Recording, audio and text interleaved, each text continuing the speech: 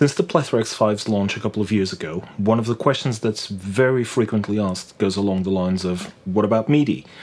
Well, this is a video that I've been meaning to make for a long time, and with the release of the firmware 1.3 and now the Plethora X3, I ran out of excuses not to do it. So let's answer that question. I know that this video will raise even more questions, and I will try to preempt some of them, but we will deal with the other ones later, otherwise we'll be here all week. Give a person a fish and they'll eat for one day. Teach them how to fish and they'll spend all of their time by the river doing bugger all. In this video, I will give you the fish, but I'll also give you a MIDI primer that will explain some of the basic MIDI concepts for people who've never used it before. So it might feel slow while I introduce some of these concepts, but I promise it'll pick up the pace once we get into it. Either way, if this is all hat to you and you want to skip to certain parts, please use the chapter markers in the description. And with that comes a quick warning for the purists.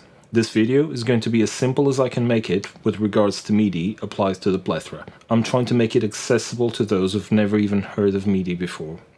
So I'm going to be cutting corners, and everything is going to be based on the MIDI 1.0 specification, which is what's in the Plethora. So before you get mad at me, if you really feel the need to complain about it, there's probably a subreddit for that. And while I'm on housekeeping duties, thank you for Hotone for letting me borrow the Ampero Control, which I will be using today. There will be links in the description as usual if you want to get one for yourself and help me make more videos while you do it. If you're using another controller, they might have different functions or be accessible in different ways, but this is the one I have, so it's the one I'll be using. And with that, onwards. So for those of you who've never heard of MIDI before, what is MIDI? Well, for our intents and purposes, it's a system that allows you to remotely send some numeric commands to some devices to get them to do some stuff. Instead of using your fingers, your feet, whatever tickles your fancy, because we're not judging here, to press the switches or twist the knobs in the device that you wish to control, you get a MIDI controller to send some numbers that will press virtual switches or twist some virtual knobs for you. And you can do that from a manual controller, such as this Ampero Control, in which you have to press or twist stuff to send the commands, or you can get an automated remote controller, such as a digital audio workstation or a sequencer, that will send out commands according to a pre-programmed timeline. Or you can get all of them. And at this point, you might be wondering, if I still have to press and twist stuff, then what's the point? Well, the point is that with most controllers, you can send more than one command to more than one device with a single press or a twist, instead of having to tap dance all over the shop. We'll get there later on in the video. So the other thing you might be wondering is, what kind of stuff can you control with MIDI? And the answer to that is, that's up to the device manufacturer to decide, and it will vary from device to device according to something usually called the MIDI implementation. With some devices, it can be as simple as just being able to change presets, whereas in others, you might be able to tweak a whole bunch of parameters via MIDI or synchronize devices. As of firmware 1.3, the Plethora sits somewhere in the middle. You can change presets or boards in Plethora speak. You can turn individual effects on and off, and you can virtually twist the Hotnobz. So let's start with the most basic stuff, changing boards. To do that, or any other MIDI thing for that matter, the first piece of the puzzle that you need to figure out is what MIDI channel your Plethora is in, or set one yourself, so that your controller knows which channel to be talking at. And notice that I didn't say talk to, I said talk at. Because in the MIDI 1.0 specification, which we are using, communication only goes one way. A bit like Twitter. Someone shouts, hopefully someone else will listen and react to it. In fact, in MIDI 1.0, the transmitter doesn't care if the message gets to the receiver or not. It just carries on with life, even if nobody gets the message. Which is also why, to control the Plethora, you only need one MIDI cable, from the controller's out port to the Plethora's in port. And back to the channel thing, the reason you need to know which channel your device is set to is so that you can get your controller to send the respective messages in that channel. So, to find this out, you pop over to the Edit menu, Settings, Global, MIDI, and the first item on the menu is the channel. With the Plethora, you can set it to whatever channel you want. There's 16 to choose from, or you can set it to all of them, i.e. the Omni mode. If the Plethora is the only device connected to your MIDI controller, you can use this setting, but if you have more than one connected device, it might not be a great idea to do so, as it will listen to any message sent on any channel, even those that are not intended for the Plethora. And if it knows what to do with it, it will do something that might not be what you want. Anywho, my Plethora is set to channel 3, so I know that any message I send from the controller to the Plethora needs to come on channel 3, or the Plethora will ignore it. If you come out of channel selection, you will see that the other option on this menu is the CC table. CC stands for Continuous Controller, which in simple terms are the unique identifiers for the parameters that you can control within each device. And by sheer coincidence, the first item on this menu is the board down CC number. If you click it, it reads CC94, Continuous Controller 94, in the range 64 to 127. What this tells us is that if you want to change down your Plethora board, i.e. one number below the board you're currently in, you need to send any number between 64 and 127 to Continuous Controller 94 on channel 3. And why this range between 64 and 127? We'll get there in a bit, so just stay with me here for now. As an example, I'm going to program the Ampero Control to trigger a board down command with switch number 1. And to program this, what I need to do is come into my app, I'll select bank 0 foot switch 1, and on the A group, which is the one that's available, I'll add a message down here with the plus sign, and then I will program this to be on channel 3. Data 1 is the CC number, which is 94, so continuous control 94, and in the value I'm going to send 127. I can send anything between 64 and 127 as we've seen before, but I'm going to send 127 because it makes it easy for me to read it and know exactly what I have sent. So I'm going to save this to make sure that I upload it to the Ampero Control, and now I'm going to go back to play mode and I'm going to press switch number 1. And as you can see, every time I press the switch, the Plethora goes down one board. To change board up, you come to Edit, Settings, Global again, MIDI, back to the CC table, and board up, and you see that it's CC95 with the same value, 64 to 127. So I've already programmed my Ampero control for foot switch 2, as you can see here on the app. I already have CC95 with 127. So if I press switch 2, you see it going up. Switch 1 comes down, switch 2 goes up. So there's another caveat here. There is a little time lag when changing boards, as the Plethora resets everything during this process. So you won't be able to keep your delay and reverb tails or running loops when switching boards. And if you're using the built-in cap sims, you will definitely hear this cap. So my advice would be to stop playing while you change the board, then start playing again when it loads. Don't expect seamless switching, because there won't be. And this is a Plethora thing. It wasn't designed to change boards preset seamlessly. It was designed to behave like a bunch of pedals stuffed into a compact form factor, and this is one of the quirks that come with that concept. In case you're wondering, there is another way of changing boards, and it's probably a more useful one because it gives you direct access to the board you want without having to scroll through all of them to get to it. And to achieve that, we need to send a different type of MIDI command, which is called a program change, or PC for short. These program changes aren't listed on the CC table because A, they're not CCs, and PCs are, by the convention, the way of getting direct access to the presets in MIDI controllable devices. But with everything MIDI, there is a caveat here. Remember those funny CC values we've seen before, 64, 127? Well, MIDI messages contain 7 bits of value data, which allows you to encode 128 different values on a zero-based numbering system, i.e. any value between 0 and 127. But because there isn't a board or preset number 0, you will always have to shift the numbers down by 1 to get the board you want.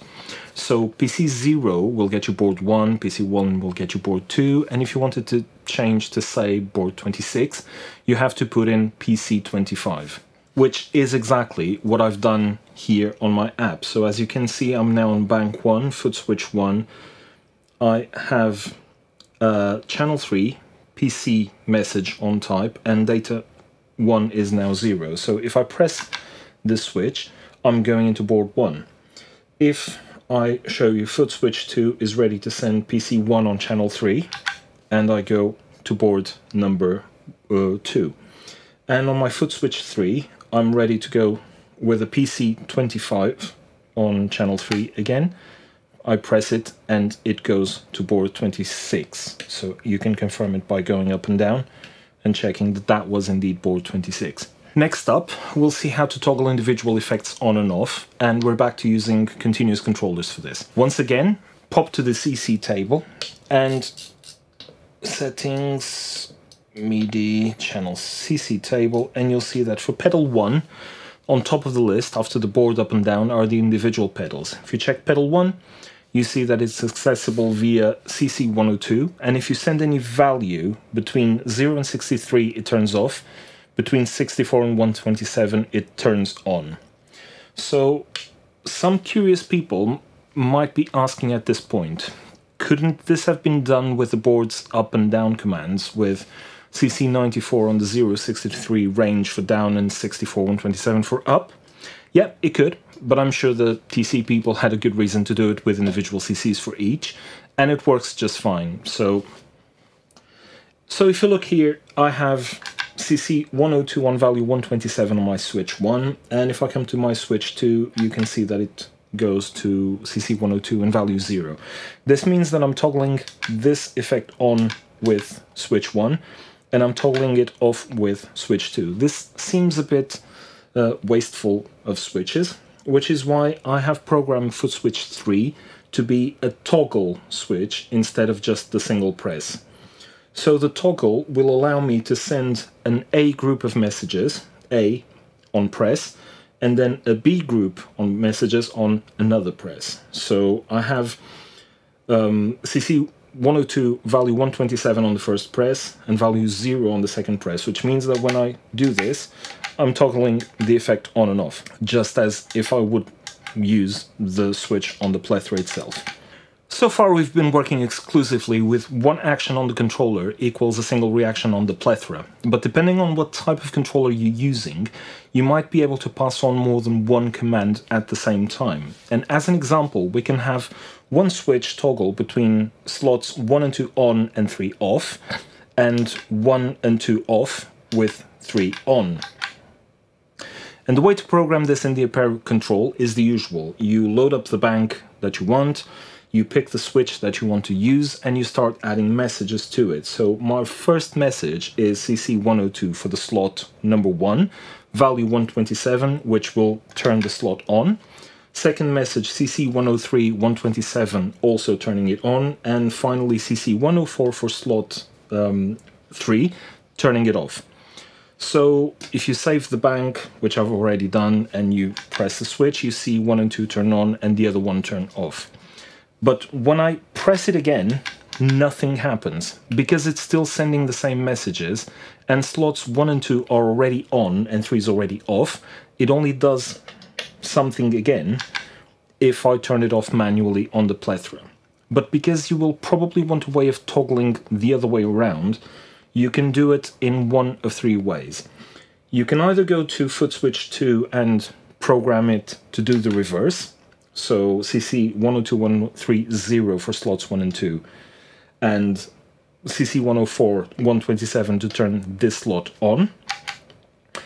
Or you can use a switch toggle mode that we've used before on switch 3. And as you can see that, I can set up group A to turn 1 and 2 on and 3 off, and group B to do the opposite. So now every time I toggle, they go 1, 2 on, 3 off, etc, etc.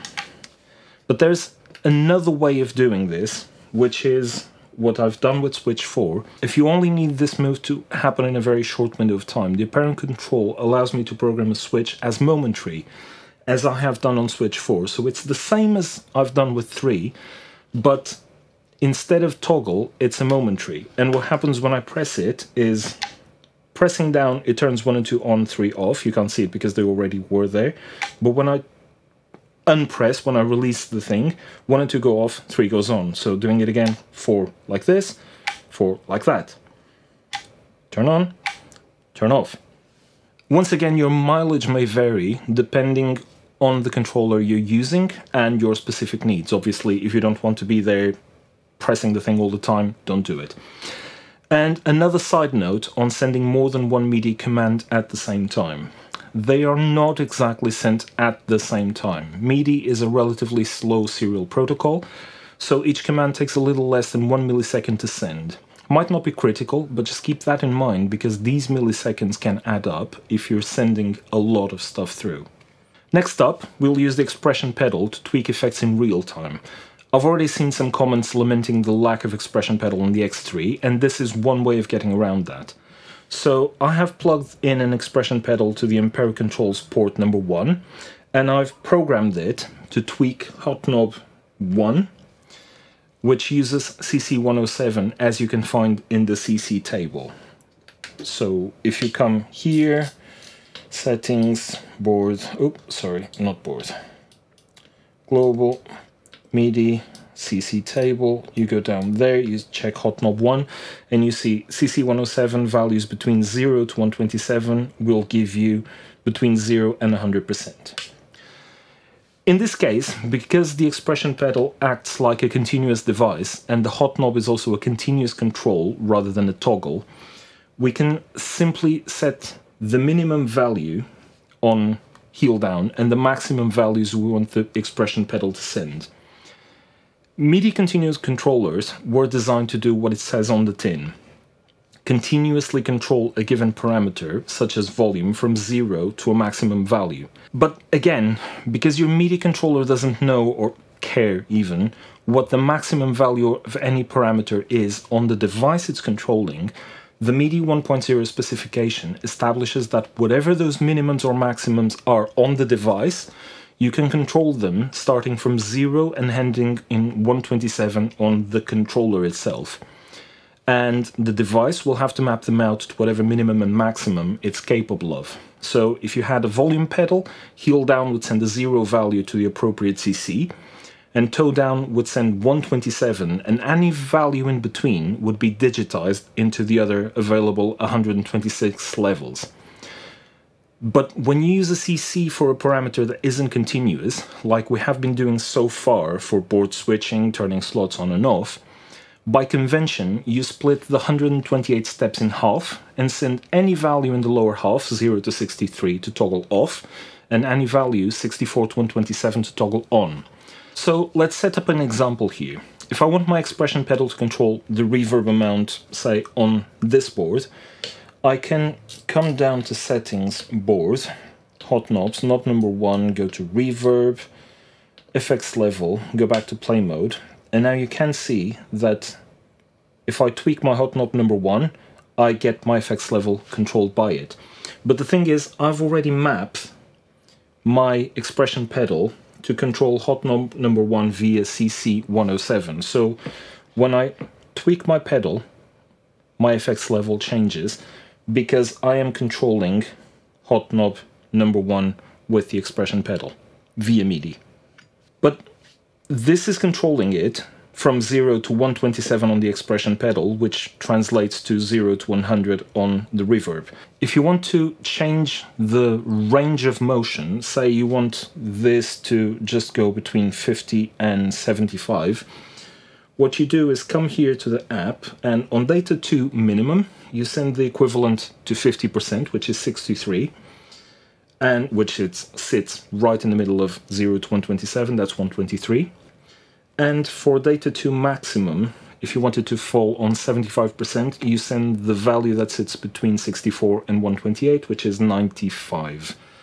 So you do this, you save, continue so that it loads on the Ampero Control, And now you are limiting your expression pedal. Heel down does 50, toe down 75. Also, don't forget that you can also set the expression pedal to control all three hot knobs at the same time. And you can do some fun stuff with it, such as invert the ranges, limit them, etc. Let me show you. So if you come to settings, board, hot knobs, I still have my hot knob number 1 on effects level for the reverb, but now I'm going to go and grab hot knob number 2 and make it control the level on the echo. And I'm going to grab hot knob number 3, once again on the reverb, and control the tone. So if you see here, hot number 1 is controlling the level of that one, number 2 is controlling the level of that one, number 3 is controlling the tone. Now on my app, if you see Plethora Expression 2, Control 1, you can see that I have MIDI Control 107 from data 2 min 0 to 2 max 127 for the first hot knob, and then on 108 I have it the other way around, so 127 to 0, that's hot knob number 2, and I have 109 from 63 to 95, i.e. a limited range. What this does is what you can see now on your screen. If I tweak my expression pedal on heel down, my effects level for the reverb, i.e. hot knob number 1 goes from 0 to 100 on toe down, the tone goes from 50 to 75 from heel down to toe down, and the level of the delay goes from 100 on heel down to 0 on toe down. So you can have quite a bit of fun with this. And here's a trick for you to show you the flexibility of MIDI. And this might come in handy for you imaginative people out there. So I've loaded up a viscous vibe on slot number 1, and I have hot knob 1 controlling the speed. On the Ampero Control, I have set the expression pedal to control hot knob number 1, so CC 107 from 0 to 127, but I've added another thing to it. I've added CC 102 from 63 to 127. If you remember, CC 102 turns slot number 1 on and off, and value 63 is the last one in the range that still turns it off. 127, so 64 to 127 turning it on. So if I move it, it controls the speed all the way to heel down to 100%, and if I bring it to heel down, it turns it off. But if you can turn pedals on and off from the expression pedal, it's only logical that you might want to tweak your hot knobs from the switches for presets. And if your MIDI controller has a momentary function, you can even emulate a 2-level mash switch. So in this one, I have set my switch number 1 to momentary mode, so it sends a message when you step on it, sends another one when you let go. And I've programmed CC 107 to data 114. This means that it's going to send the CC that controls the hot knob with a value 114, which is roughly equivalent to a 75 in 0 to 100. And it's also going to send a 102 CC with a value 127, which means it's going to turn that slot on, slot number 1. On the B group, i.e. when you let go of the pedal, it'll send a 107 hot knob value 63, i.e. 50%, and it'll also send a 102 CC, so slot, control slot, value 127. So you can, in theory and in practice, emulate a mash switch, but without the pressure sensor. So when you touch it, it turns it on and gives you a speed 90. When you let go, it gives you 50. Maybe you can see this better here. If you look at the left screen, you can see that whenever I press, speed goes up, I let go, speed goes down. So what you see with this is that you can map 2 or more messages to each group, and you can switch more pedals on and off while simultaneously tweaking the parameters on the knobs if you so wish. You might have also noticed on the CC list, so global MIDI CC table, that towards the very end we have looper controls. So record, play, clear and pause, which is the four things that you can do with these loopers. But they are slightly differently mapped. So you have CC110 now is the one control for looper record, and depending on the value you send, it will control slot 1, 2 or 3. The same is valid for all the other ones. So looper play is going to be CC111, and again, depending on the value, you're going to get a different slot. So I'm going to load up a board of loopers, which I have here, and I have mapped my switch number 1 is a toggle, and I'm sending CC value 110, which is the record CC, with value 0, which means board number 1. And on my B group, i.e. when I press the switch again, I'm sending the 111 CC, also with value 0. By now, you should probably figure out that this is going to set one looper to record, and when I press it again, it'll set it to play. So the same thing that would happen if you were toggling from the Plethora itself. The one thing that you can't do is double tap the switch, because it doesn't do anything, as it would on the Plethora. So to pause this loop, you're going to have to load up another switch, which I've done with switch number 2, that is sending continuous controller 113 on value 0, which will pause it. And to delay, because I can't just press and hold this and send a different message, I have programmed switch number 3 for CC112, again the same value 0. So if I press switch number 3, it clears up that one. But if you get a bit creative, you can even combine the rec play function for several slots under the same switch. And in this case, I have done just that for my switch number 1, and I have a group sending a record function for slot 1, and my B group will send a play message to slot 1 and the record message to slot 2. So let's see how that works. Press, it's recording on 1, press again, slot number 1 is playing, slot number 2 is recording. Switch number 2, I've gone extra step on the complexity, and it's going to pause slot 1, play slot 2, record slot 3, and if I press it again, it's going to pause slot 2, slot 1 stays paused, and play slot 3.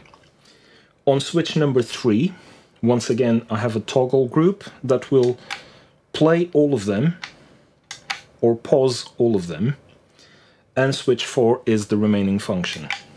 Erase all of them. So this isn't as good as being able to sync all of the loopers natively, but with some creativity you can have quite a bit of fun. But do you feel another caveat coming? Yeah, you do. You will notice that I have a lot more MIDI commands here on this page than the 3 that should be needed for the 3 slots. And this is because if I send just the 3 commands, the Plethora will only react to the first and the third command. I suspect this happens because we're trying to send 3 different values to the same continuous controller in a very short amount of time, but either way, sending a couple of messages for nothing in between each of the real ones seem to do the trick. So I'm sending a value of 0 to MIDI CC127, which literally does nothing on the Plethora, but allows it just enough time to process the messages that come after that. So now let's address another Plethora quirk. I have mentioned in previous videos that there isn't a save function on the Plethora because everything you do is automatically saved. So if you switch some pedals on or off on a board, next time you load it, it will load just in the same way that you left it, which can kind of throw you off if you expect it to load as you created it in the first place. But with a MIDI controller that allows you to create a momentary switch, you can create a workaround for what can be seen as a problem. So here, I have programmed my switch number 1 to load up board number 1, and switch number 2 to load up board number 2. But what I've also done is set it as a momentary switch in which the B group will toggle slot number 2 on and number 1 off, which is how I would want this board to load. And on board number 2, I've set it so that switch number 1 turns on and slots number 2 and 3 turn off. So let's imagine that I'm playing, I'm just finishing whatever section I'm doing, and I finish with 1 off and 2 and 3 on. I need to go to board number 1, in which I load up the vibe and turn off the pitch shifter. I now want to go back to board number 2. If I do a quick press, it loads in the same way that it was when I left it, i.e. 2 and 3 on, 1 off. But if I do a press and slow release, it loads up with 1 on, 2 and 3 off. Same thing with board number 1. If I do a quick press, it loads with the viscous vibe on and the pitch shifter off, which is how I left it last time. But if I do a slow release, viscous vibe is now off and the pitch shifter is on. You have to be slow in this movement, slow and deliberate, because do you remember that reset that the Plethora does every time you change boards?